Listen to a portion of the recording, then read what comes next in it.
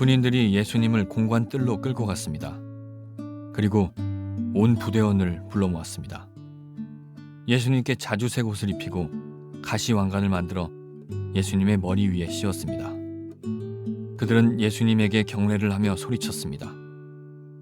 유대인의 왕 만세. 군인들은 갈대로 예수님의 머리를 때리고 침을 뱉었습니다. 그리고 무릎을 꿇고 절을 하였습니다. 실컷 놀리고 나서 군인들은 자주색 옷을 벗기고 예수님의 옷을 다시 입혔습니다. 그리고 십자가에 못 박으려고 예수님을 끌고 나갔습니다. 그때 시골에서 온 구레네 출신의 시몬이 지나가고 있었습니다. 이 사람은 알렉산더와 루포의 아버지입니다. 군인들은 시몬에게 예수님의 십자가를 지게 했습니다. 군인들은 예수님을 해골 지역이라는 뜻을 가진 골고다로 끌고 갔습니다. 군인들은 예수님께 몰약을 탄 포도주를 마시게 하려고 했으나 예수님께서는 마시지 않으셨습니다. 군인들은 예수님을 십자가에 못 박았습니다. 이들은 제비를 뽑아 예수님의 옷을 누가 차지할지 결정하여 나누어 가졌습니다. 예수님을 십자가에 못 박은 때는 아침 9시였습니다. 예수님의 죄패에는 유대인의 왕이라는 죄목이 적혀 있었습니다. 군인들은 예수님과 더불어 두 명의 강도를 하나는 오른쪽에 하나는 왼쪽에 매달았습니다. 지나가던 사람들이 고개를 흔들면서 예수님을 모욕하였습니다. 아, 성전을 헐고 3일 만에 다시 세우겠다던 사람아, 당신 자신이나 구해보시지. 십자가에서 내려와봐. 대제사장들도 율법학자들과 함께 다른 사람들처럼 놀렸습니다. 그들은 자기들끼리 말했습니다. 저 사람이 다른 사람들은 구원하고 자기 자신은 구원하지 못하는구나.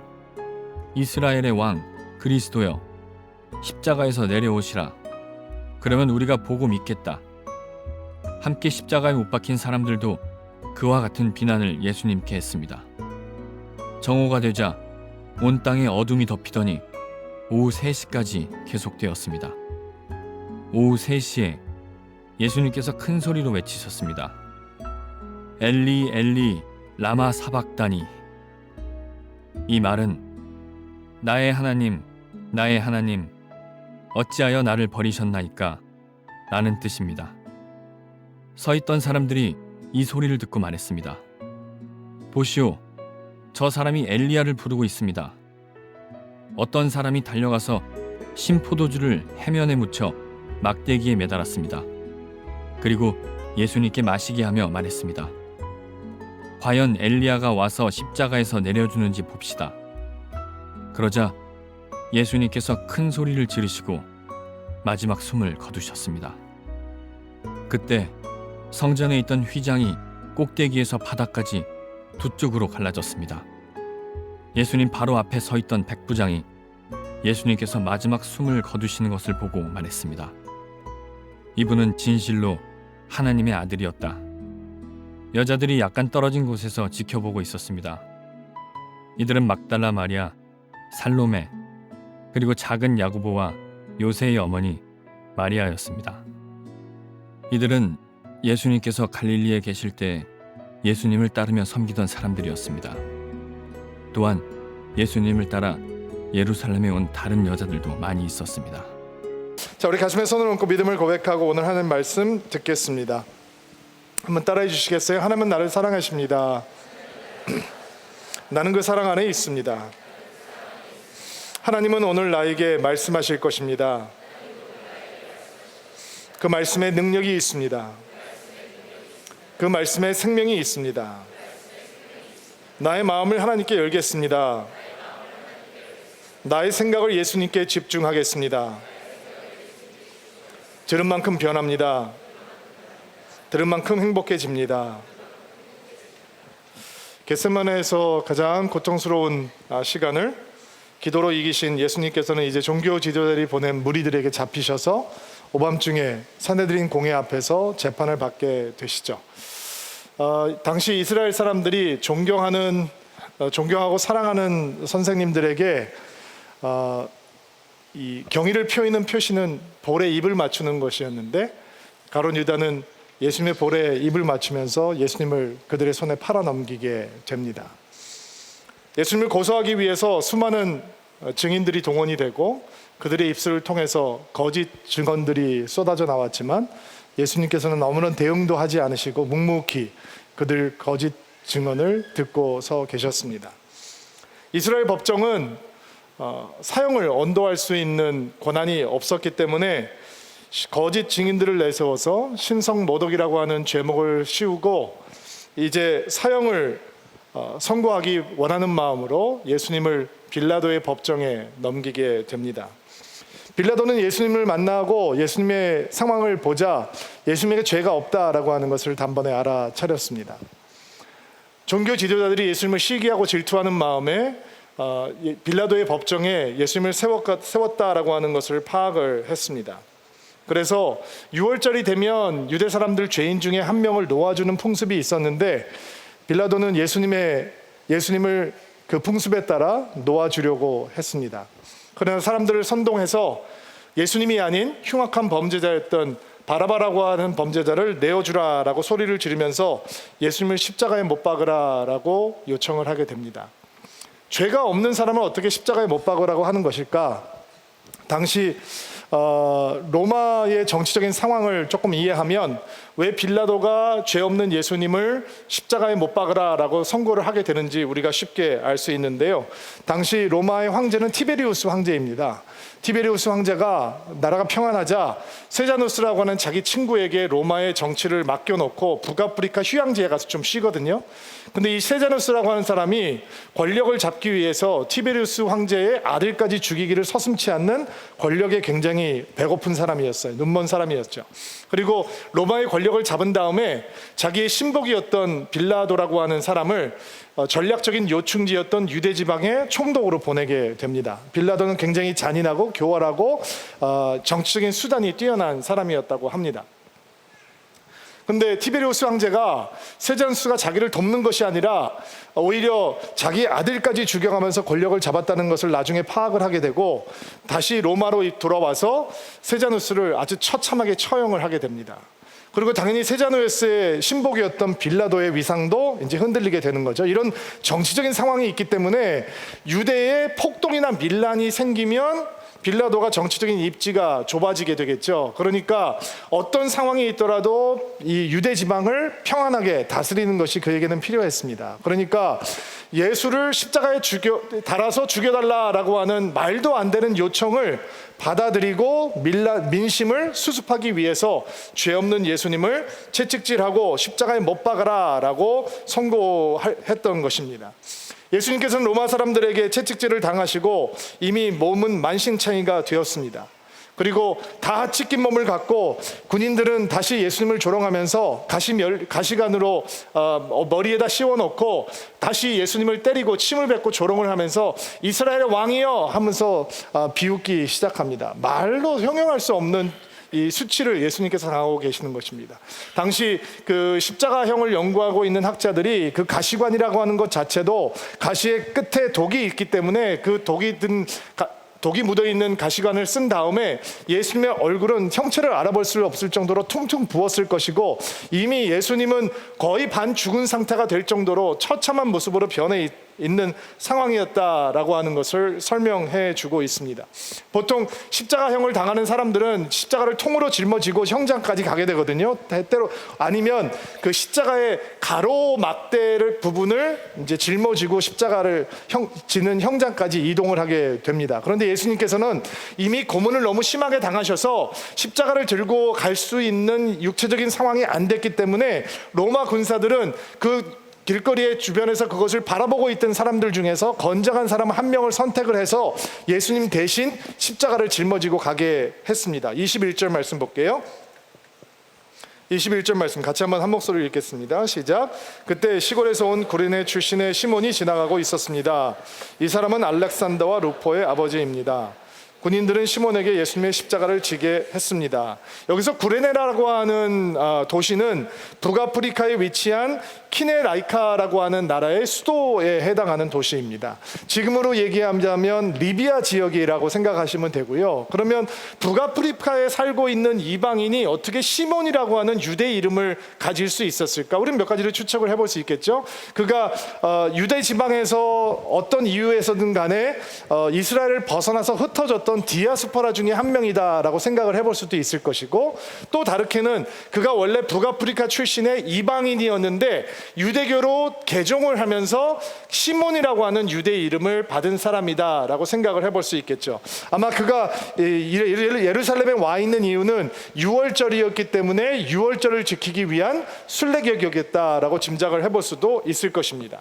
또 우리는 마가복음이라고 하는 책이 로마에서 핍박을 당하고 있던 그리스도인들에게 예수 그리스도의 소식을 다시 한번 전해줌으로써 희망과 소망을 주기 위해서 쓰여진 책이라는 것을 기억해 봤을 때 지금 알렉산더 루포의 아버지다라고 하는 얘기를 들으면서 로마 사람들은, 우리는 그 의미를 잘 모르지만 이 책을 처음 받아들였던 로마의 성도들은 알렉산더 루포라고 하는 사람에 대해서 알고 있었다라고 추측해 볼 수 있는 거죠.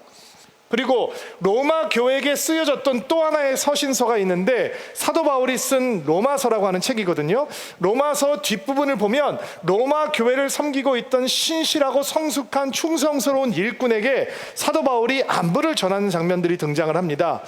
로마서 16장 13절 말씀 같이 한번 읽어볼게요. 시작.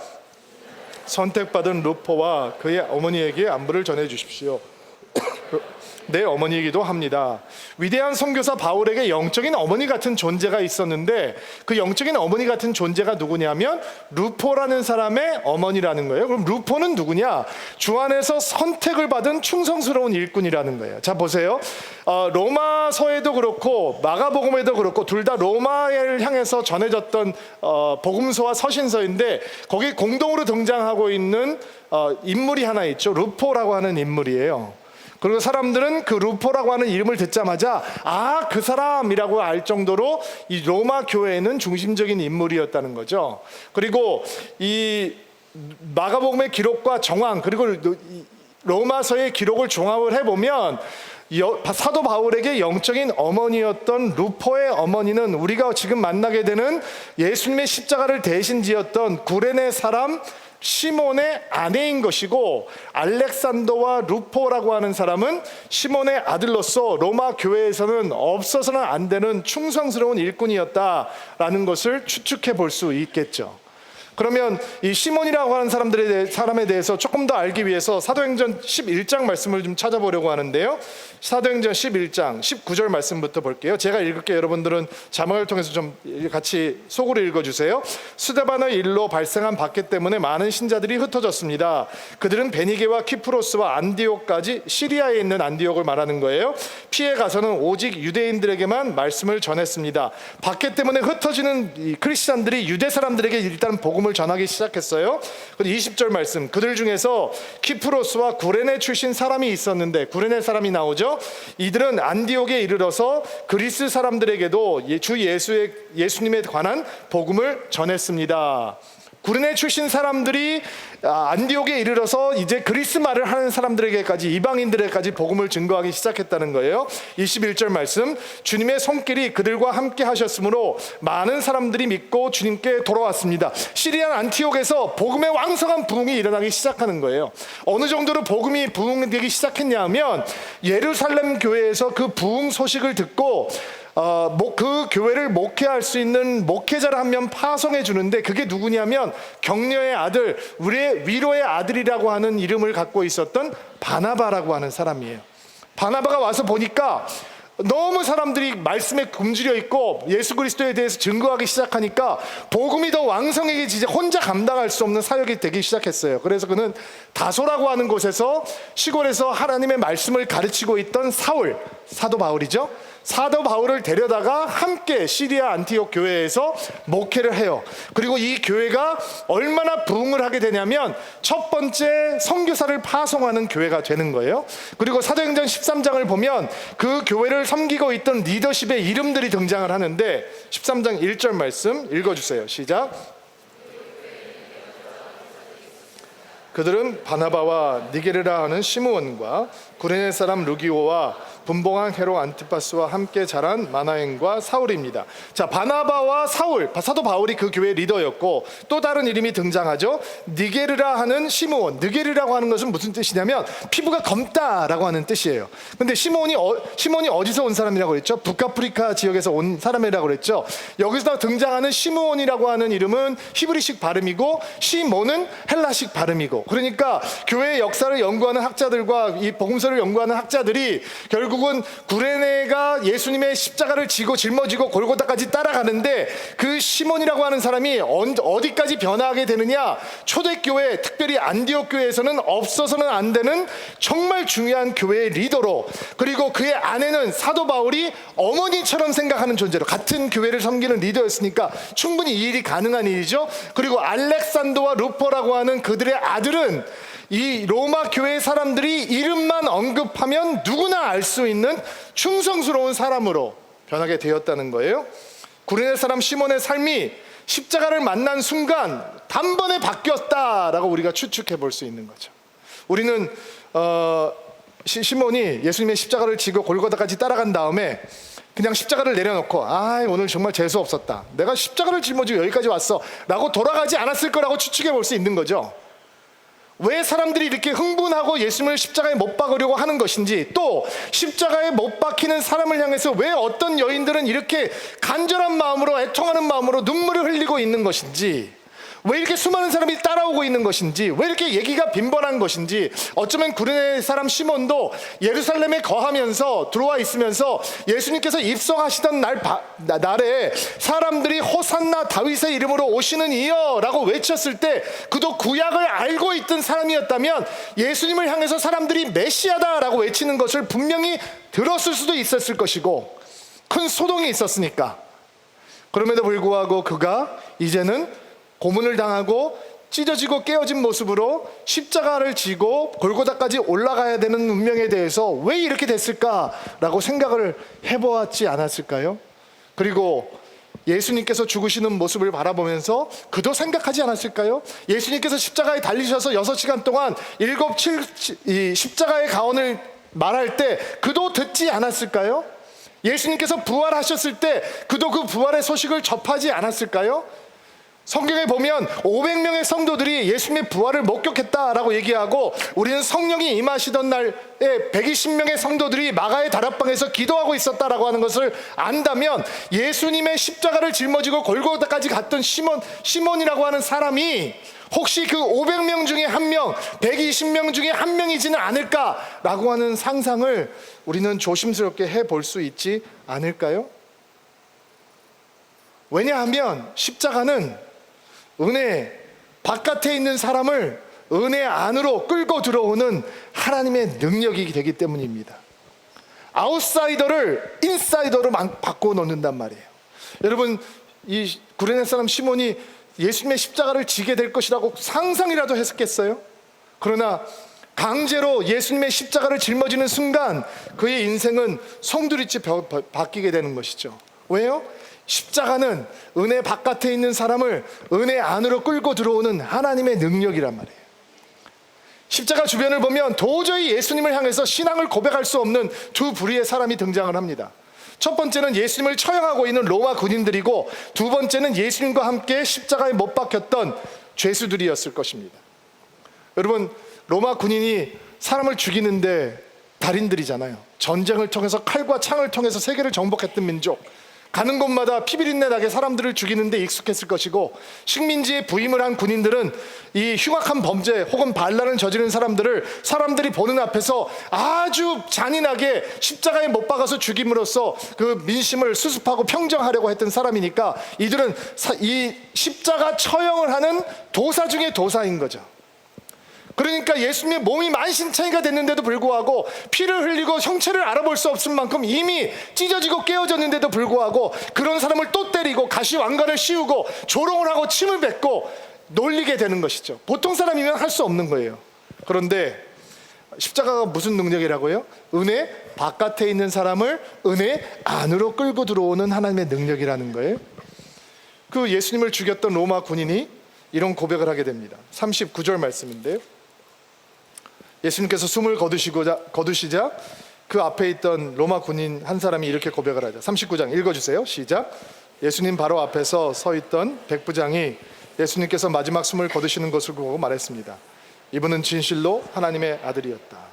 예수님이 운명하시자 로마의 군인들이 살인 이 처형을 지휘했던 백부장의 고백이 이분은 진실로 하나님의 아들이었다라고 고백을 하는 거죠.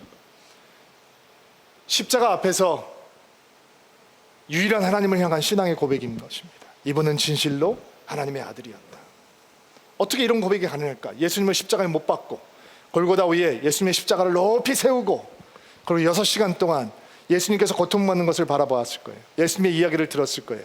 로마 백부장도 이 예루살렘의 치안의 경비를 맡고 있는 사람이니까 분명히 예수님께서 들어왔을 때 사람들이 무슨 얘기를 했는지, 예수님이 어떤 무리들을 몰고 다니셨는지, 어떤 이야기들이 예수님을 따라다니는지 다 접해보았겠죠. 왜 그는 십자가에 못 박히는 형을 당했을까?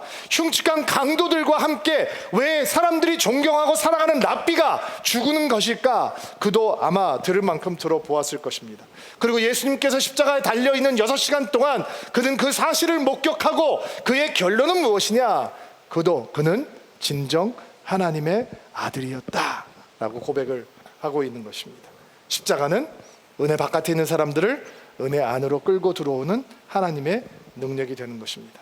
마가복음에는 그 대화 내용이 기록되어 있지 않지만 누가복음에는 십자가와 함께 달려있던 강도들과 예수님께서 대화하는 내용이 기록이 되어 있습니다. 강도 하나가 이렇게 얘기합니다. 네가 그리스도야? 웃기지 마.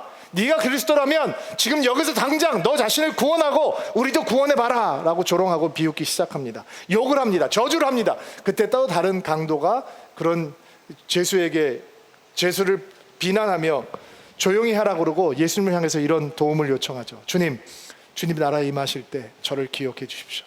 너무 뻔뻔하지 않습니까? 염치 없는 거죠. 여러분, 어떤 범죄를 저질렀길래, 도대체 무슨 강도질을 했기에 그냥 감옥에 들어가지 않고 매질 당하지 않고 벌금 물지 않고 십자가에 달리기까지 했을까요?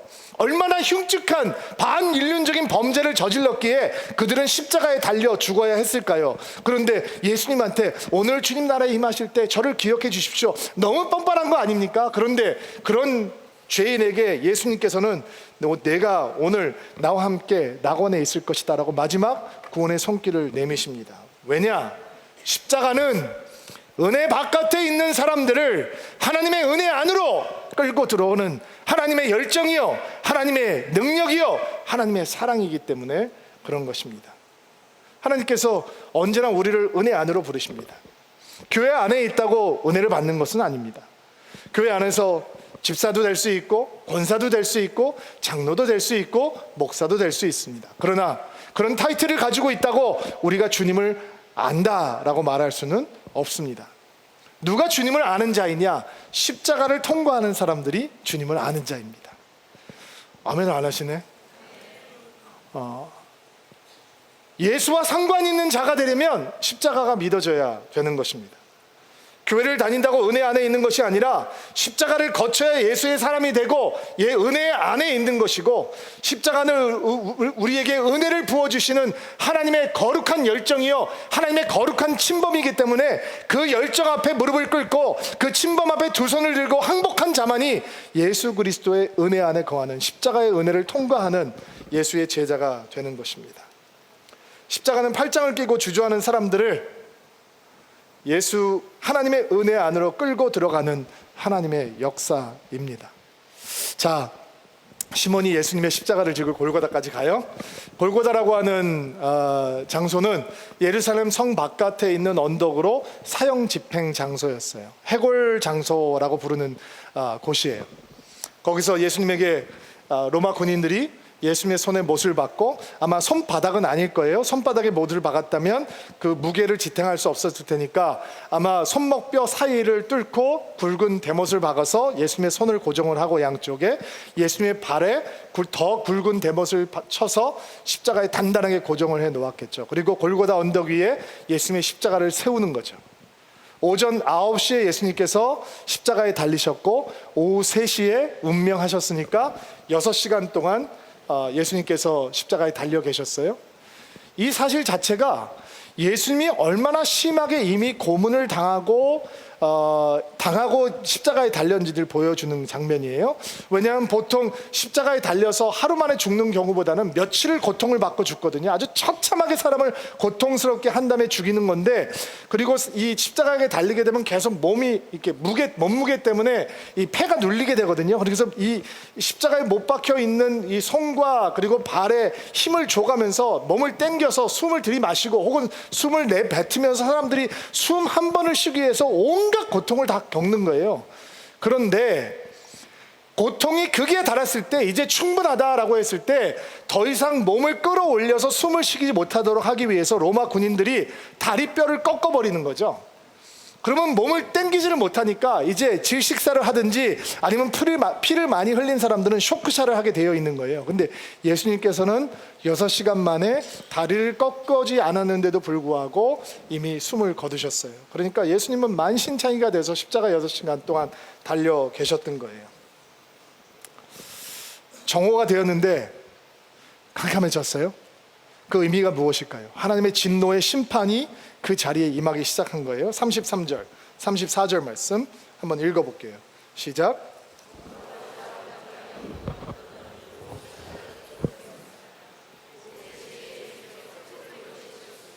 엘리 엘리 라마 사박다니, 이 말은 나의 하나님 어찌하여 나를 버리셨나이까 라는 뜻입니다. 자, 정오가 되었는데 세상이 어둠으로 덮였어요. 어떤 사람들은 이것이 예수님을 죽이고 있는 사람들, 처형하고 있는 사람들, 종교 지도자들을 위한 하나님의 심판의 분노다라고 얘기를 하는데, 그렇지 않아요. 여러분 다시 보셔야 돼요. 일단 이 현상 자체를 어떤 사람은 일식이 일어났다라고 얘기하는데, 여러분 이때가 6월절 때거든요. 6월절 때는 보름달이 뜰 때예요. 그러니까 일식은 보름달이 뜰 때 생길 수 없다라고 얘기를 해요. 또 어떤 사람들은 그 사막 기후에서 모래바람이 일어나서 해를 깜깜하게 가린 것이다 라고 얘기를 하는데, 6월절이 있던 때는 이스라엘의 우기예요. 비가 많이 오는 때이기 때문에 우기 때는 사막바람이 일어날 수 없어요. 그러니까 이거는 초자연적으로 하나님께서 암흑이라고 하는 것을 주신 거예요. 그러면 성경에 암흑이라고 하는 것이 언제 나타나느냐? 출애굽기를 보면 이집트 땅을 심판할 때 하나님께서 그 땅을 깜깜하게 하시면서 진노의 심판의 모습을 보여주셨어요. 그러면 하나님께서 지금 어떤 심판을 누구에게 쏟아붓고 계시는 것이냐? 예수님을 죽이는 자에게 심판을 쏟아붓는다라고 생각하시면 안 되고, 예수님의 고백을 들으셔야 돼요.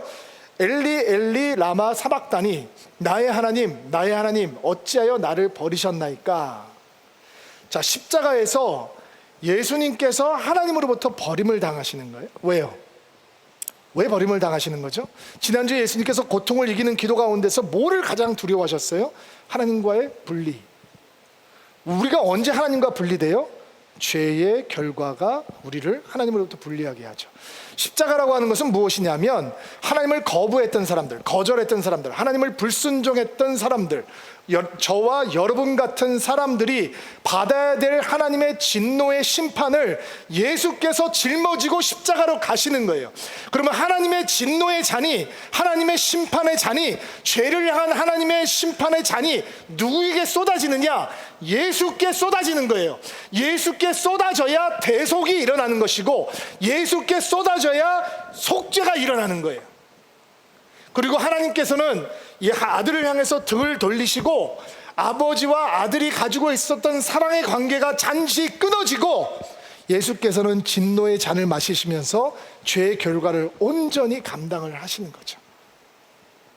그리고 온 세상이 암흑 가운데 갇혀버리는 거예요. 너무 아이러니컬하죠. 보세요. 우리가 암흑에 있는 사람이었는데, 우리가 암흑에서 빛 가운데로 나오시기 위해서 빛 대신 예수님께서 암흑 속에 갇히시는 거예요. 이게 진노의 하나님의 심판이 임하는 증거예요.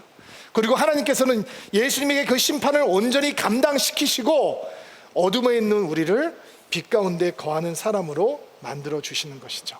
예수님의 마지막 한번 볼게요. 37절 말씀 읽어주세요.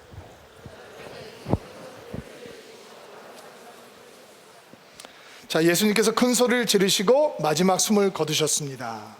마지막 큰 소리로 고백한 내용은 한마디, 한 단어예요. 다 이루었다. 이게 무슨 뜻이냐? 값을 다 치렀다라는 뜻이에요. 이제 하나님의 구원의 길이 완성되었다. 이제 활짝 열렸다. 이것을 선포하시고 숨을 거두셨어요. 숨을 거두셨을 때 하나님께서 하신 일도 있어요. 38절 읽어주세요. 그때 성전에 있는 두 휘장이 꼭대기에서 바닥까지 두 쪽으로 갈라졌습니다. 자, 예수님께서 다 이루셨다라고 외치고 숨을 거두는 순간 예루살렘 성전에는 성소가 있고 지성소가 있잖아요. 지성소에 가면 언약궤가 있고 그 자리는 대제사장이 1년에 한 번 대속죄일 때 짐승의 피를 가지고 속죄를 드리기 위해서 들어가는 자리죠. 그런데 성소와 지성소 사이에는 그것을 빛을 차단하고 막아놓는 휘장이 있어요. 근데 휘장이 우리가 생각하는 야들야들한 그런 커튼이 아니고 두께가 한 10cm, 4인치 정도 되는 두꺼운 천이란 말이에요. 그것을 아래서부터 위로 찢어졌어요? 위에서부터 아래로 찢어졌다고 그랬어요. 위에서부터 아래로. 사람이 찢었으면 아래서부터 위로 찢었을 텐데 예수님께서 다 이루었다라고 선포를 하시고 숨을 거두시자 하나님께서 위에서부터 아래로까지 커튼을 찢어 놓으셨어요. 이게 무슨 일이냐? 십자가가 우리가 하나님을 만나는 방법까지 바꾸어 놓는 거예요. 예전에는 제물을 통해서만 만날 수 있었어요. 대제사장을 통해서만 만날 수 있었어요. 그런데 우리의 제물이 되신 예수께서 단번에 하나님 앞에 자기 자신을 드림으로 대속적인 죽음을 죽으시자 이제는 우리는 하나님의 임재 안으로 보좌 앞으로 언제든지 달려갈 수 있는 길이 열리게 된 거예요. 할렐루야. 그래서 하나님께서 그 휘장을 찢으시고 이제 구원의 길이 열렸고 나에게 오라라고 하는 하나님의 초청의 말씀이 열리게 되는 것이죠. 여러분, 십자가가 저주입니까? 아니면 생명입니까? 십자가가 수치입니까? 아니면 능력입니까? 고린도전서 18절 말씀 같이 한번 읽어볼게요. 또 읽어주세요.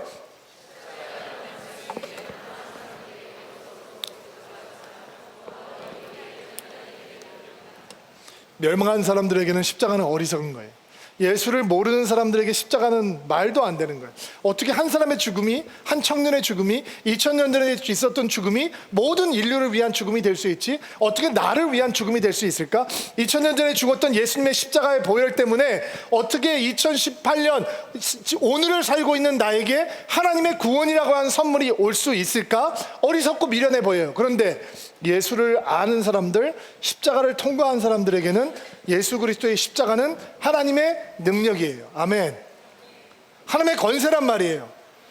유대인들은 표적을 요구하고 그리스도인들은 지혜를 찾지만 우리는 예수 그리스도께서 십자가에 못 박히셨다는 것을 전합니다. 사도 바울이 고백하고 있는 것처럼 우리는 여전히 예수 그리스도의 십자가는 저주가 아니요, 수치가 아니요, 실패가 아니요, 생명이며 능력이며 생명의 능력이다라고 하는 것을 선포하는 거죠. 맥그레스라고 하는 신학자가 이 십자가라고 하는 그 능력을 5개 이미지로 정리를 했어요. 너무 파워풀한 이미지인데 오늘 여러분 마음 가운데, 여러분 심령 가운데 이 이미지가 아주 강한 이 인상으로 자리 잡혔으면 좋겠어요. 첫 번째 이미지는 뭐냐? 십자가는 전쟁터에서 승리하는 이미지라는 거예요. 고린도전서 15장 57절 말씀 읽어볼게요. 그러나 우리 주 예수 그리스도를 통해 우리에게 승리를 주시는 하나님께 감사합니다. 누구를 통해? 예수 그리스도를 통해 승리를 주시는 하나님 앞에 감사합니다. 자, 십자가를 믿는다는 건 무슨 뜻이냐? 우리가 죄악과의 전쟁에서, 죽음과의 전쟁에서 승리했다라고 하는 것을 믿는 거예요. 그럼 십자가 앞에서 우리가 경험해야 되는 것은 무엇이냐? 전쟁에 나갔던 군인들이 승리했다라고 했을 때 환호성을 지르는 것처럼 십자가를 바라볼 때마다 우리는 승리했다라고 외칠 수 있는 영성이 있어야 되는 거죠. 두 번째 이미지는 뭐냐? 법정에서 무죄하다라고 선고함을 받는 이미지예요. 고린도후서 5장 21절 말씀 읽어주세요.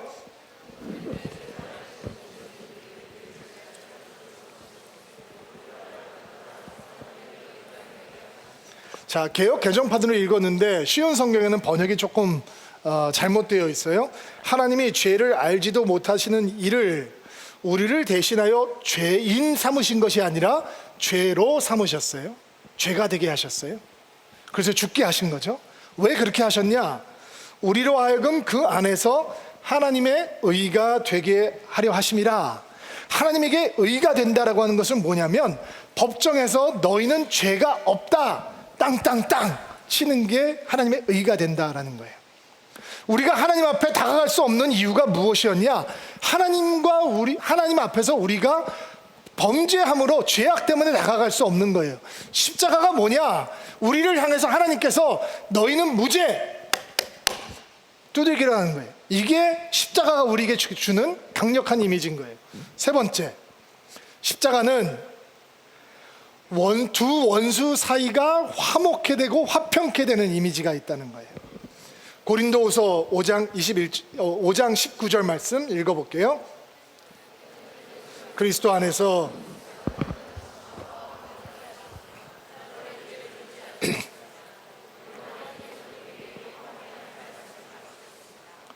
자, 하나님께서는 하나님 자신과 이 세상을 우리를 화목하게 하셨다. 누구를 통해서? 예수 그리스도를 통해서. 예수 그리스도의 십자가가 원수되었던 하나님과 우리의 관계에 화평케 하는 다리가 되었다라는 거예요. 자, 세 번째 이미지예요. 우리가 하나님의 원수가 되었었는데 십자가 때문에 하나님의 소중한 자녀가 되었다라는 것이 세 번째 십자가가 우리에게 주는 이미지예요. 네 번째는 감옥에서 자유를 얻는 이미지예요. 로마서 6장 22절 말씀 읽어볼게요. 시작.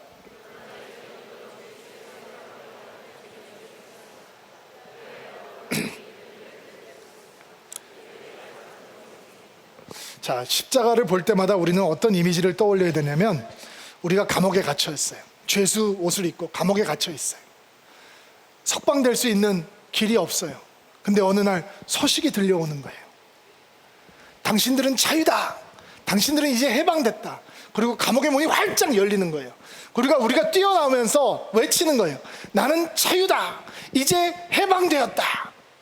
우리가 죄악이라고 하는 죄악 감옥 속에 갇혀 있다가 예수 그리스도의 십자가로 말미암아서 해방을 받은 거예요. 우리가 자유케 된 거예요. 이게 십자가 이미지라는 거예요. 다섯 번째, 십자가는 우리가 불치병을 가지고 있었는데 그 불치병으로부터 완치되는 병원의 이미지를 가지고 있다는 거예요. 그 완치되었다는 것이 무엇이냐? 그게 구원이죠. 예수께서 다 이루었다라고 얘기하고 있는 바로 그 구원. 그 구원을 선포하셨을 때 하나님의 놀라운 생명의 계획이, 구원의 계획이 완성되었던 것입니다. 오늘 그 십자가를 바라볼 수 있는 시간이 되기를 바랍니다. 사도 바울이 이 십자가의 능력을 알기 때문에 갈라디아서 6장 14절에서 이렇게 담대하게 고백할 수 있는 거예요. 사도 바울처럼 한번 고백을 해볼까요? 읽어볼게요. 시작.